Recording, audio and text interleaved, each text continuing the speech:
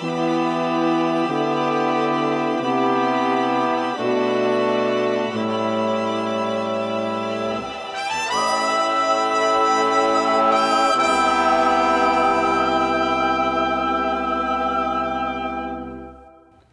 we have my two YT Industries Dirt Loves. One of these bikes is intended for skate park and dirt jump use, while the other is intended for freeride.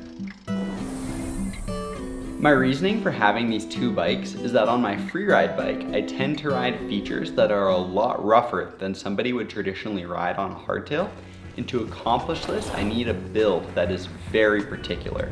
With that said, that particular build is far different from what I enjoy to ride at a skate park, and thus having two separate bikes with two completely different build kits made a lot of sense to me.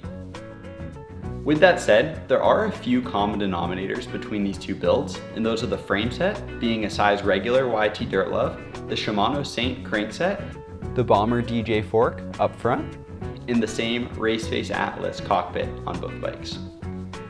Moving into some differences between these builds, let's take a look at the brake setup. On the freeride bike, I'm running a Shimano XT 4-piston brake with a 180mm rotor in the rear. A 180mm rotor on a dirt jump bike is definitely not normal. However, it gives me a bit more confidence given there's no front brake on this bike and I'm riding some terrain that is not necessarily intended to be ridden on a dirt jump bike like this.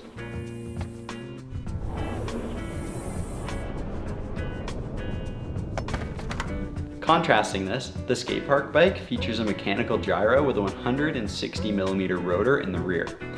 For skate park riding and dirt jumping in general, you're not really too stressed in your braking, so although you lose some power given the mechanical gyro, it's way worth it to not have to stress your cables when you're doing bar spins and tail whips, because whenever you miscount and you go to do a tail whip and your brake catches, you're just having a bad day. So good to avoid that, and the mechanical gyro solves all those problems.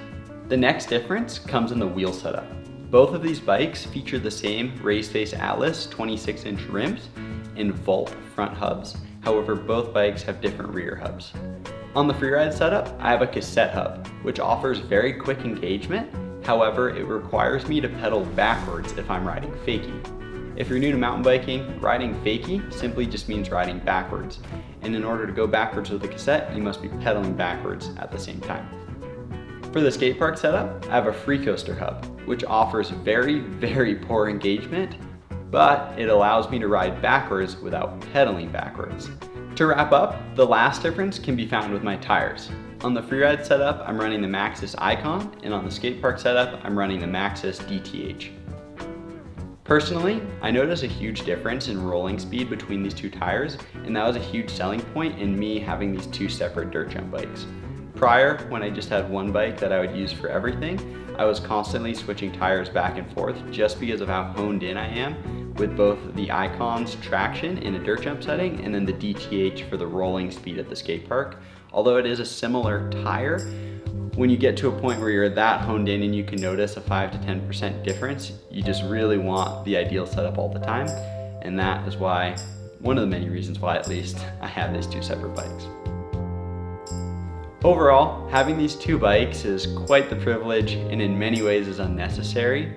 However, the differences between these bikes clearly exemplify how important component choice is, which is the real takeaway here. With the same frame, you can strongly affect the ride characteristics of your bike when choosing new parts, either for better or for worse, which is extremely important to keep in mind the next time you toss a new part on your bike.